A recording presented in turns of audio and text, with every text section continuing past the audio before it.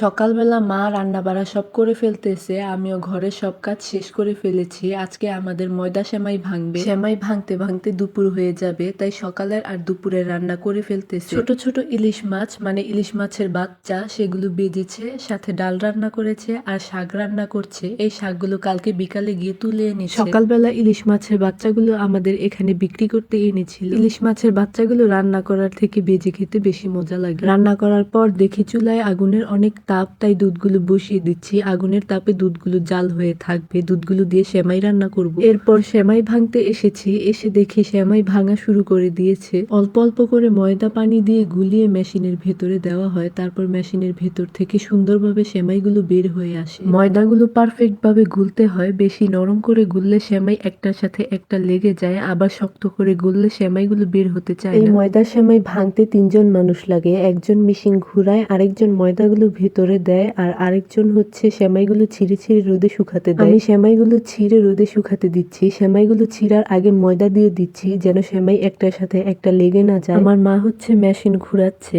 আর এই মেশিন ঘুরানোর মধ্যেই সবকিছু। যদি তাড়াতাড়ি ঘুরায় তাহলে সেমাই তাড়াতাড়ি বের হবে, আর যদি আস্তে আস্তে মেশিন ঘুরায় তাহলে আস্তে আস্তে সেমাই বের হবে। বাড়িতে ছেলে মানুষ থাকলে তাদের দিয়ে মেশিন ঘুরালে ভালো বেশি, কারণ তারা তাড়াতাড়ি ঘুরাতে পারে। এই মেশিন ঘুরাতেই কষ্ট, তাছাড়া সহজেই এই সেমাই বানানো যায়। গ্রামের মধ্যে 2-1টা মেশিন থাকলেই হয়, সেগুলো দিয়েই আশেপাশের মানুষ সবাই নিয়ে একজন একজন করে ভাগায়। আমাদের আগে আরো কয়েকজন সেমাই ভেঙে রোদে শুকাতে দিয়ে রেখেছে। একজন এই ময়দা সেমাই ভাঙাতে শুরু করলে তার থেকে আরেকজন, আরেকজনের থেকে আরেকজন, এভাবে এভাবে করে সবাই ভাঙায়। আমাদের ভাঙানো শেষ হওয়ার পর আরো কয়েকজন ভাঙাবে, ময়দা এনে রেখে দিয়েছে। 2টা মেশিন দুই পাশে বসিয়েছে, তারপর সবাই ভাঙাচ্ছে। আগে আমাদের আরেকটা মেশিন ছিল, সেটা ভেঙে গেছে, পরে এটা কিনা হয়েছে। এটার সাথে আরো জালি থাকে, কেউ চাইলে আরো চিকনও বানাতে পারবে, আবার কেউ চাইলে আরো মোটাও বানাতে পারবে। সেমাইগুলো শুকাতে বেশিক্ষণ সময় লাগে না। বানানোর পর কিছুক্ষণ পরে এসেই আমি সেমাইগুলো উল্টিয়ে দিচ্ছি। এই ময়দা সেমাইগুলো খেতে অনেক মজা লাগে। কেউ কেউ তো আবার এই ময়দা সেমাই দিয়ে নুডলস রান্না করে। সেমাই ভাঙাতে ভাঙাতে এর মাঝখানে অনেকগুলো ছোট ছোট লাউ নিয়ে এসেছে,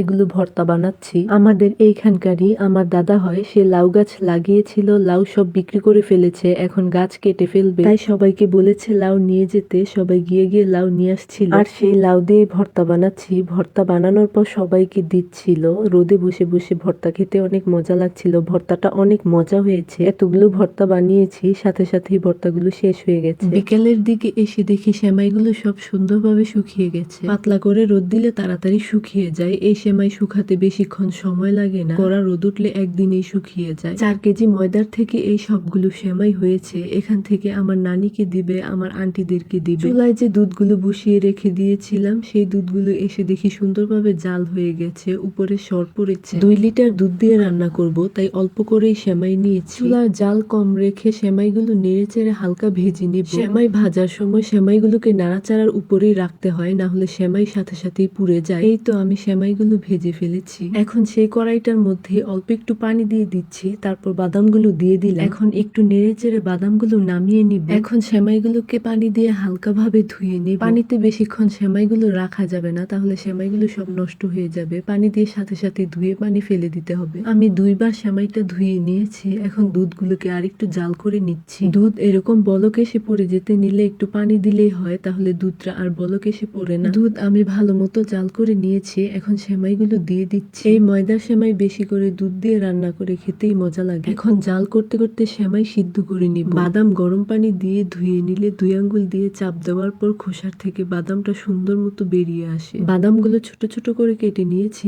এখন সেমাইয়ের মধ্যে দিয়ে দিলাম। আস্তে আস্তে সেমাইটাও ঘন হয়ে আসছে। সেমাইগুলো বেশি অর্ধেক সিদ্ধ হয়ে যাওয়ার পর দিয়ে দিলাম চিনি, তারপর দিয়ে দিলাম অল্প একটু লবণ। মিষ্টি জাতীয় খাবারের মধ্যে আমি সবসময় চিনি অল্পই দিই, আমার কাছে মিষ্টি অল্পই ভালো লাগে। চিনি দিয়ে কিছুক্ষণ জাল করার পর সেমাইটা সুন্দরভাবে হয়ে গেছে। আর জাল করব না, এর থেকে বেশি জাল করলে দুধ শুকিয়ে যাবে, পরে সেমাই খেতে ভালো লাগবে না। সেমাইগুলো আমি বেশি ভেজে ফেলেছি, তাই কালো কালো দেখা যাচ্ছে। অল্প ভাজলে দেখতে সুন্দর লাগতো।